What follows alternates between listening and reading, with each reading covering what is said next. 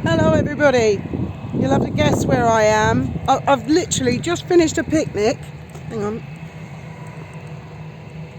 and a big British Airways just landed. He's coming now. He'll go over, that's the airport, and he'll come and obviously taxi, park up behind and let the people off. This selfie stick's a bit wonky, sorry about that. I'm just going to put my rubbish in the bin. They've got a good, fabulous bin here.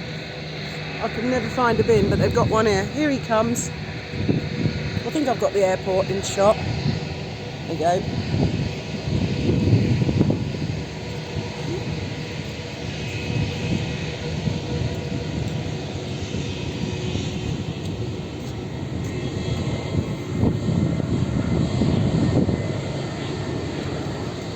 How fantastic is that? It's a very unique situation that we have here in Gibraltar. That the runway, there's an active runway that people cross, RAF Gibraltar. So firstly, I came into Gib today to collect Graham's death certificate, which, oh, by the way, oh, you're wobbling in the wind. You can see Harold Graham Hesketh, because there was some troll who said his name wasn't Harold Graham Hesketh. Oh, I bet he feels a right fucking idiot now. Probably not, because those kind of people don't, do they? They just go blah da da da da da da da da, a load of shit, and then they pretend they never said it later. Anyway, the headstone is in place, so I thought I'd come down here. Well, today's all about Graham, so I came in, got the death certificates. Just in the nick of time, as it turns out. They lock you in when there's a bit of a queue and they've closed. So thank God I got in there. And got some sandwiches, and I thought, come down here. Isn't that awesome? It always amazes me, no matter how many years. Right, I'll just push the stick down. And then I will show you. I've been looking at everybody else's as well.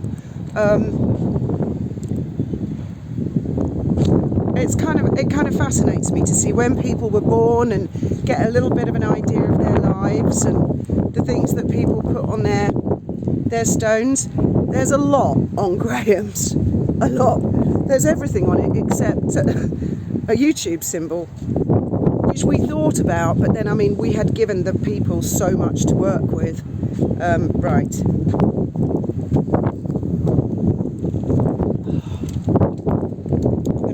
In shot. Have I got it in shot there?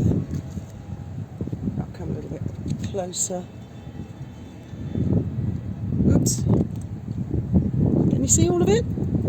So we've got the dolphins at the bottom, of course, and that was his favourite aeroplane on the flight sim. I think he did a world tour, and obviously that's to represent the fact he was a captain, ship's captain.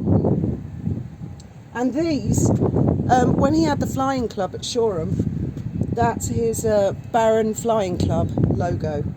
And we also used that logo for the driving agency, Baron Bus Company. We called it Baron Bus Company. It was actually, Graham was an HGV driver. What he couldn't drive or fly, I do not know. He drove lorries. He learned to drive. He passed his driving test on a lorry. He could fly planes, he could drive boats. And so we started a driving agency years ago, Baron Bus Company Limited. And the reason we called it that was nothing to do with buses, was because of the hero Douglas Bader. Bader's bus company, business as usual. Well, I remember the trolls going on about that as well. Oh, I think they had buses, How ignorant for them not to know the expression, the famous phrase of Douglas Bader. Bader's bus company, business as usual. Shameful, shameful, idiotic people. Well, there's a big video coming. Not for a few weeks. There's going to be a movie coming. And I think a lot of people had better watch out. Because again, as I say, they can say what they like about me, but they have a go at Graham, they will pay a price for that. They will pay a very dear price for that. Anyway, so it's lovely down here. I mean, it's so peaceful, apart from the aeroplanes, which are a very welcome interruption. And as I said before, I cannot believe the location. It's almost as if it was written in the stars. And I'll show you the rock as well. And I know I showed you last time, but it's just so magnificent. It's such a strange geological area, the rock. Now, let me get that in shot. There, I mean, it's really, really ominous. And the great siege tunnels are up there. Now, I don't know, maybe if you're on a TV, you'll see there are little windows dotted along the rock. Well, Trevor and I went to the siege tunnels. I hadn't been there in years. I'd forgotten how long they were. I thought it was only like from here to there, but oh bloody hell, there was half a mile of it. Anyway, I've often wondered about Gibraltar and its geography, because the Campo de Gibraltar, that's where I live, is dead flat. I mean, really flat. And then this huge, what should we call it? Trauma. This huge eruption. I think it's mostly limestone. I seem to recall in the Gibraltar Museum years ago that they claimed that there's every type of sediment in that rock. There's, I think, about 30 miles of tunnels in the rock. I mean, it's amazing it doesn't just collapse. It's like a honeycomb in there. First time I came out to Gib was with a fella who was allowed inside a very, very secret MOD thing. And I mean, I didn't go in, he'd been in there, and he said you would be astonished to know what is inside that rock. Because people say it's not of military importance these days. Well, it is and it isn't. I've often wondered if a silo would open in the top and some missile come flying out like Tracy Island. So anyway, I've often wondered, because the Bay of Gibraltar is very, very, very deep. And then you've got this rock. And, I mean, I often wondered if it was some sort of asteroid strike that had created the...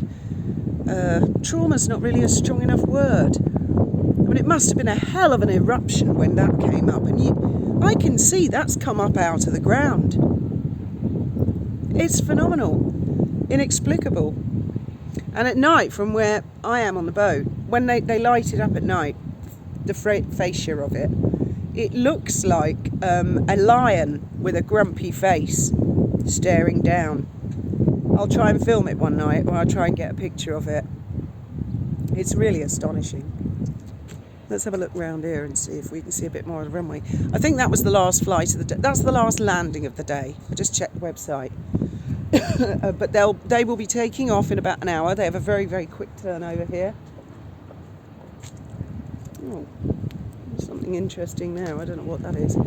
And they do, on the airfield, where is it? I don't know if you can see over there, there's like a pink tower. That's where we do our fire courses.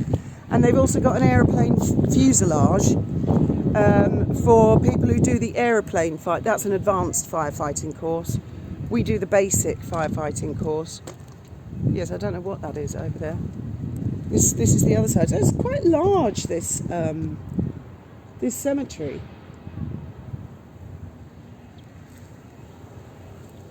And also, they have this. There's a skull.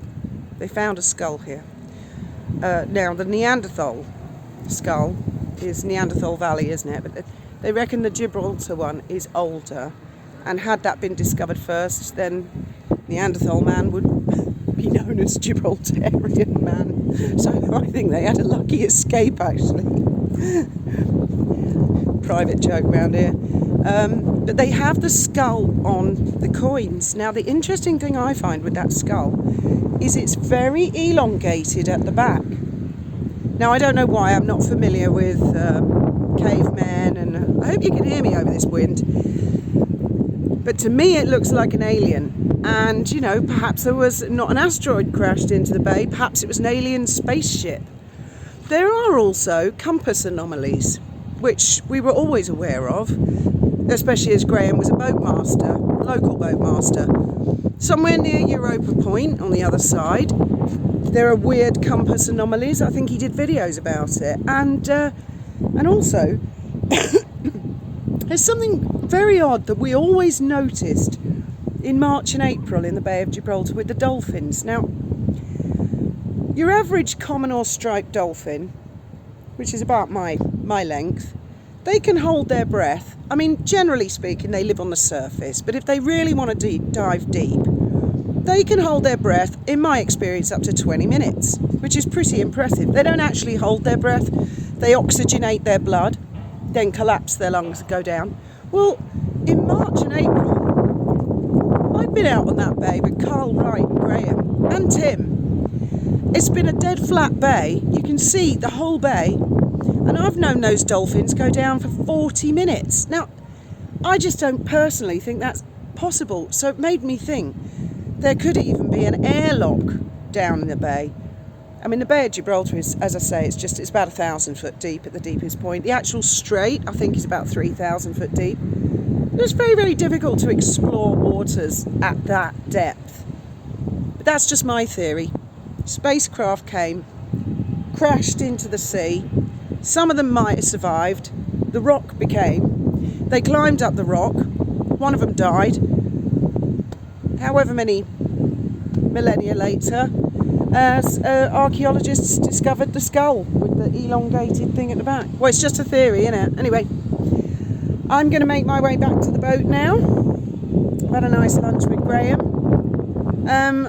I mean, this is just where his remains are kept. Graham himself, he's here, he's there, he's everywhere. Thank you very much for listening.